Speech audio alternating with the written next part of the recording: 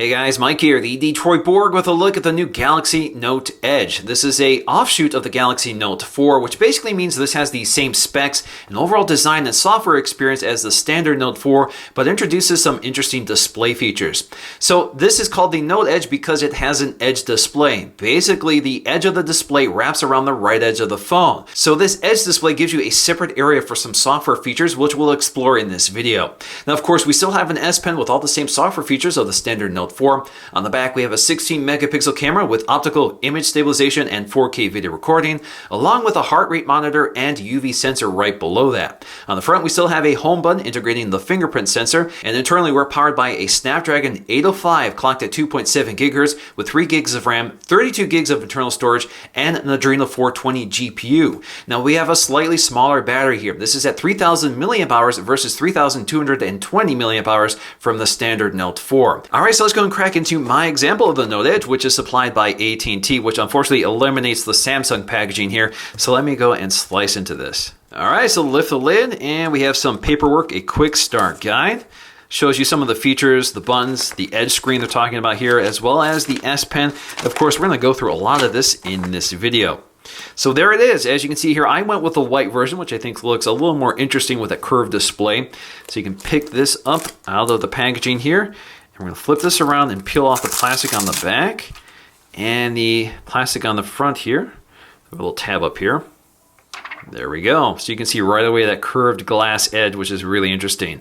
All right, let's set that aside for just a moment while we take a look at the content. So of course we have our SIM inside, and then we have some more paperwork. So inside we have a pamphlet pushing soft card, which is a payment app which uses NFC, and then Milk on the back, which is Samsung's music service. And then we have health and safety and warranty guide information. Now let's get to our accessories here. So of course we have our 3,000 milliamp hour battery, which integrates NFC. So the NFC radio is built into the battery once again, which is what Samsung likes to do here. Now inside we have our micro USB charging cable, pretty standard stuff. They also give us these replacement S Pen nibs with a tool to remove and install them.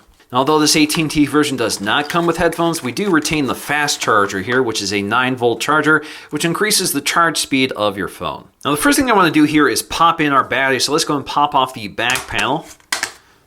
And we're going to slip in our battery like so. So as always, we have a micro SIM slot, and up top we have a micro SD card slot, which supports 128 gig cards. Now the layout of the internals is slightly different here, so you can see a black interior versus white. So you can see the cards are in the same positioning, but some of the connections are flipped around here. You can see the speaker grills, the camera modules, the sensors, the stylus are all in the same position, and you can see that the edge wraps around the back of the phone versus the Note 4. Now on the inside of the cover, you'll find a little shield here, but the NFC technology is built into the battery. All right, so let's go and snap this back on here. Again, very similar to every other Samsung device. Now a big change here is the repositioning of the sleep-wake power button, which used to be on the right side. Now it's up at the top, which is kind of a far reach here. So let's press and hold that, boot it up so we can take a close look around. Now taking a close look at the hardware, it's similar to the Note 4, although slightly different. So you can see your earpiece, which is the same sort of style with that white finish along with the chamfered edges. You see our ambient light sensor and proximity sensor, also in the same relative location. Then we have a 3.7 megapixel front-facing camera. Again, same spec, but it's positioned slightly differently here on the Edge versus the Note 4. The other difference here is that the LED notification light is right next to the earpiece as opposed to the far corner on the Note 4. Down below, we have the same fingerprint scanner built into the home button, along with these off-screen Android keys, which are backlit. Now, the backlighting on the Note Edge does seem to be a bit more yellow than the one on the Note 4. Now, the volume controls on the left side are in the same position, but the design is a little different here on the Note Edge, so you can see that this is a simpler design versus the recessed design on the Note 4. Now, as you can see with the Note 4, they have indents on both the left-hand and right-hand side of the device, but that is gone here on the Note Edge. Now, on the right-hand side, you have your sleep-wake power button on the Note 4, which has been eliminated on the Note Edge. That has been repositioned toward the top. So you can see toward the top, things have been repositioned here for the Edge display, along with that sleep-wake power button. We have a headphone jack that's farther toward the corner, and then we have an IR LED blaster right next to the microphone. Now, if you look closely here, both phones have a metal frame, but the difference here is that the Note 4 has a polished chamfered edge on the back of the metal frame instead of just the front like on the Note Edge. The Note Edge paints the back frame, unfortunately, so you lose some of the jewelry effect of that metal design. Now on the back, you can see the camera modules are identical, 16 megapixels with optical image stabilization, good for 4K video recording. And then we have our heart rate monitor, UV sensor, and LED flash. So at the bottom, you can see our wider Note Edge next to the Note 4. So you can see our micro USB 2.0 port toward the center, along with our dual microphones on either side, as well as our stylus built right in. Now the Note Edge has a wider but shorter display than the Note 4. So this is 5.7 inches with a resolution of 1440 by 2560. This is 5.6 inches with a resolution of 1600 by 2560. Now if you subtract the Edge display, you still have a 1440 by 2560 display over 5.6 inches, but with that Edge display, you're up to 1600 by 2560. So that gives us a higher pixel density on the Note Edge at 524 versus 515. Now this Edge display does mean we get a different design for the user interface. So you can see one thing here is that they've eliminated the dock along the bottom of the screen. Instead, all of your apps are now on the Edge display, which also means you can fit a lot more on it. So for example, you can see all my foldered Google items, which expand out when I tap on it. And you can see I can also scroll through it and see all the available apps here as well. Now, as you can see, they preserved the shortcut to the app drawer, but added this phone dialer shortcut. So with this Edge screen, I can swipe between my available panels. So here I have my notifications with my notification badges. I can swipe here to see my recent apps. So I can tap on any one of these to launch into my recent apps. And when I swipe back here, you can see the active app highlighted. So I can jump to ask.fm, jump back to Studio, and it's pretty quick as well. And I can scroll through all my available open windows. So you can see that this duplicates the same functionality of the recent apps button here, but this seems to be a little quicker, and it definitely is quicker to access from the Edge screen. And that also means I can do this from the lock screen again. So if I go to the lock screen, I can swipe to my recent apps here, tap on that, and unlock takes me right to that app. Now, if you swipe down on the Edge panel, you get to these quick widgets. So for example, one of them is a ruler. So it's a 4-inch ruler, which you can adjust to centimeters if you prefer.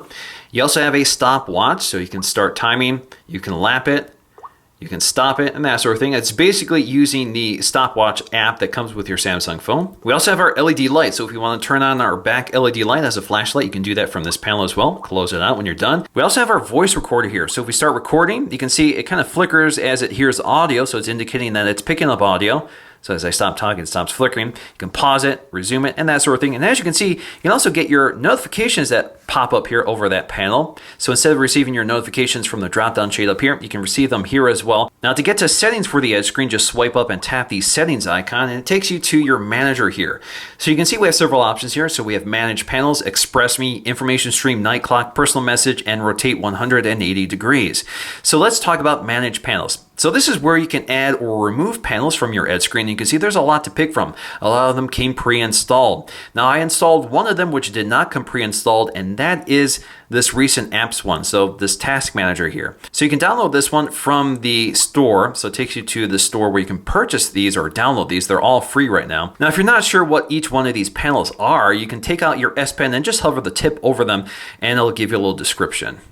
Now, if you see these little icons toward the bottom, that just means these are customizable. And if you want to uninstall or reorder them, you have your options up here. Now, it's important to keep in mind the order of your Edge screens, because the first item here acts as the home screen for your Edge screens. So you can tap and hold on these and reposition them like so, and whatever is first becomes your home screen. So that means if you swipe to one of the other screens and press the home button, it jumps back to the main one. Now, my 3 favorite Edge panels, the ones I keep active, includes this favorites app. So this is all my favorites. Basically, all my home screen apps are in this bar. So instead of having apps on my home screen, they're always present on this bar, which is very useful. We also have briefing, which shows you all your notifications badges, which is very handy. And then you have your task switcher. So this will show you all your recent apps, and you can quickly launch them from this screen. So you can see I have all my favorite apps on my Edge screen instead of my home screen, which means I no longer have to snap back to my home screen to access my favorite apps, which is very useful. So for example, if I'm in my Chrome browser here, so this means I can swipe back here to get to my favorite apps to launch any of them. So that means I don't have to jump back to my home screen or find where those apps are. I can just swipe in from the Edge to find all my favorite apps, which again is very useful. Now this is customizable, so you can select exactly the apps you want. So for example, if I want my Nest app in here as well, I can just drag and drop it and place it like so, or I can reorder them. And I can folder these items. So for example, I can tap and hold this item up here, create a new folder, and it will add a new folder to the bottom of this tray, and I can reposition notification it if I want. And if I'm done, I click done. If I want to cancel it, just click cancel. Next up, I can just swipe to my briefing panel, which shows you my notifications. So it shows you my current weather conditions, shows you that I have 11 text messages, 817 emails, and some notifications from some apps like YouTube as well as Yahoo Weather. So if I want to get to my email, just tap on it. It takes me right to my email manager. Now, of course, it's not as informative as the drop-down notification sheet, but it basically replicates many of the same features. Now, I can edit this briefing panel and limit the apps that push notifications to the briefing panel. So this is independent of the notifications up top if you prefer. So for example, if you want to uncheck some of these, you can, and you can also turn off your weather information if you prefer. And the other panel I really like here is Task Manager, so I can see all my recent apps. So you can see right now I'm on the home screen, which is highlighted. I can jump to Settings. I can swipe in again to get to Chrome, swipe up to select one of the other apps here. So I can select Facebook, the weather, briefing, Gmail, etc. So again, very quick access to your recent apps, which I really like. Now you can also tap up here to get to your application manager to end specific apps or end all apps. That basically replaces the same feature that's also built into the recent apps launcher here, such as swiping to close or close all. Now you can use the S Pen with the side screen here, and one of the neat features is with the Task Manager, so you can hover the tip of the pen over one of these items and it will expand out to show you a preview of that window, which is kind of nice. Now the edge display does disappear when it's not in use. So for example, when you're within an app here, it disappears. And if you re-invoke it and tap the app again, it does disappear and hide away. All you have to do is swipe to get access to it and swipe between your available panels here. So generally speaking, I actually find this app very useful. You have quick access to all your favorite apps, your notifications, and your recent apps with one swipe of your thumb, all within thumb reach, which is really nice on a phablet phone like this where it's hard to reach certain things. Now if you're left-handed, all you have to do is flip the phone upside down. It repositions the display and the icons for you on the left-hand side, and you can swipe up here to get quick access to these virtual controls for back, home, and recent apps. And they work the same, so you can tap your recent apps, tap and hold to get to Google Now, and that sort of thing. Now you do have to enable this under Settings, so you can enable 180-degree rotation right here. Now, unfortunately, these virtual controls do get in the way, but you can minimize them and expand them as needed. Now, there is some degree of palm rejection here, so you can grip the phone without activating any of these features along the side. So you have to be pretty intentional here, and you have to tap farther in on the screen before it activates. So for example, I'm tapping alongside this icon here along the edge, it's not activating, but if I tap toward the top, it activates. So you can see they are thinking about this in terms of palm rejection. Now there's a lot of customization options under ExpressMe. So this allows you to customize the wallpaper and the message on the side screen. Right now it's defaulted to just a message along with a translucent background, so it picks up on the wallpaper that's on your home screen or on your lock screen. So you can go here to edit. So you can edit the image of the background here. So you can select one of the other ones that come pre-installed or one of the photos you've taken with your camera. So let me go ahead and just select this one here. So you get this little cropping tool here, and you can move the image around and crop the part of the image you want. You can also apply effects such as sepia, fade, and that sort of thing. So lots of effects you can apply. So if we click done, we can save as new or replace the existing one. So if you go to our lock screen now, you can see we have a custom wallpaper here. Now you can customize the text to whatever message you want, or you can use handwriting instead. So I can hand write a message instead and just fill up the panel as I want by scrolling around like so until I'm at the edges. And you get the idea here. Click done and save it, and it will apply to your lock screen. Now we have several other wallpapers to pick from. One of them is static and another one is animated. So if you select this and edit it, you can see exactly how it works here. So again, like the others, you can change your text message, you can use handwriting, you can change the background image, and you can apply effects here. Now, Information Stream is a way of editing the briefing panel as well as some of the newsfeed panels which are available, such as Yahoo Finance and Yahoo Sports. And you can edit exactly what appears in those feeds as well. So for example, under Finance, you can add stock prices you may want to follow. And under Yahoo Sports, you can add certain leagues such as MLB, NBA, NFL, NHL, Bundesliga, and more. So if you want those Yahoo news panels, you just have to enable them. They're available right here. So you have Yahoo Sports and Yahoo News and some other options. Now we also have our night clock, which will turn the edge display into a nighttime clock. So it'll show you the time, date, weather conditions, and your pending notifications. And it will do so in a low powered state, so it doesn't drain too much battery, although you are limited to 12 hours. And lastly, you can also quickly adjust your personal message here as well. Now, if your screen is locked, you can actually just swipe along the edge here to wake up that edge screen. So it'll show you your current weather conditions, date and time, and begin scrolling to show you your pending notifications. You can also swipe up on it to access your apps and other side panels here. And so all of this without unlocking the device. So for example, if I want to launch this app, just tap on it, wakes it up, and I can swipe to unlock it. Now the Note 4 and Note Edge do feature most of the same software experience, but there are some changes to accommodate the Edge display. One of the features from the Note 4 is this side key panel, which duplicates the off-screen Android keys, but places them in a thumb reachable position, and you can position this to anywhere you want along the side. Now with the Note 4, you can position this on either the left-hand or right-hand side, but unfortunately with this phone, because you have your Edge display, you cannot drag and drop it to the side with the Edge display. Now that pretty much renders this feature unusable because you're intended to have your thumb on this side of the device. Now, like the Note 4, you can window some apps just by swiping in from the corner, but the difference with the Note Edge is that you can't swipe in from the side with the Edge display. So for example, on the right side here, I can't swipe in to activate that window mode. Now, we still have one-handed mode, just like we do on the Note 4, which can be evoked on either the left-hand or right-hand side by swiping in and out from the midpoint on either the left-hand or right-hand edge. And you can see here, it does retain the side screen along the side here, which you can scroll through. Now, most apps ignore the presence of the Edge screen and don't utilize it, except for certain Samsung apps, such as the camera app. So you can see you can take your photograph, you can record video, you can select a different mode. You can select your HDR mode, switch between the front-facing and rear-facing camera, and jump to settings. So again, it does take nice advantage of this separate real estate instead of filling up your screen with lots of controls. Now, in terms of size, the Note Edge is a bit shorter, so it's 151.3 millimeters versus 153.5. It's also wider, 82.4 millimeters versus 78.6, but it is slightly thinner, 8.3 millimeters versus 8.5 millimeters. And with that smaller battery, it's also lighter at 6.14 ounces versus 6.21 ounces. Now, if you want to know everything else about the Note Edge, please check out my full Note 4 review. It's an extensive overview of benchmarks, camera performance, and all the software features that are available. I'll post a link in the description below, so please check that out. So after using this phone with the Edge screen, I finally understand why this is useful, because it acts as a separate piece of real estate that is more ergonomic to use because it's toward the edge and toward the right, where your thumb lies. So you can get quick access to a lot of features with the right software and right settings. I'm definitely impressed overall with this.